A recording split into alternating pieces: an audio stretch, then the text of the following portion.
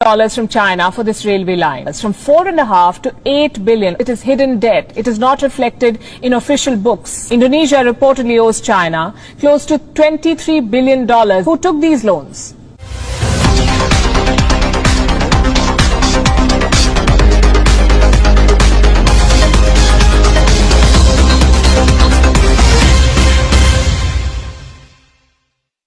China has lent billions to governments around the world. A lot of these loans were given in secret.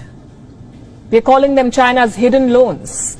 And they're burning a hole in the pockets of the borrowers.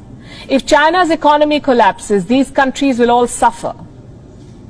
And that's just part of the problem. Hidden debt hurts all of these countries. Let me give you the example of Indonesia here.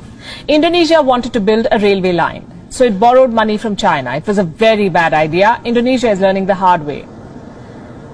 It took $4.5 billion from China for this railway line. The project was launched in 2015. 6 years later, the cost of the project has shot up to well over $8 billion. From 4.5 to 8 billion, almost double of what was initially agreed.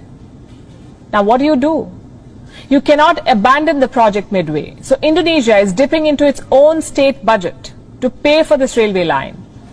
And this could be just the beginning of its troubles. Most of the money Indonesia has borrowed from China is off the books. It is hidden debt. It is not reflected in official books.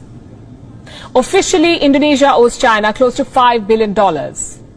Unofficially, Indonesia reportedly owes China close to $23 billion. That's $18 billion of hidden debt.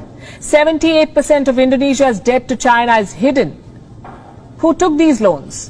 Indonesian government entities, and these are very risky borrowings.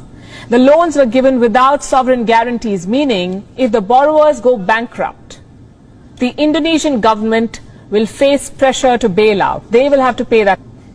Ketika Presiden Xi Jinping umumkan COVID kembali merebak dan PPKM diberlakukan kembali, masihkah rakyat Cina mau tunduk?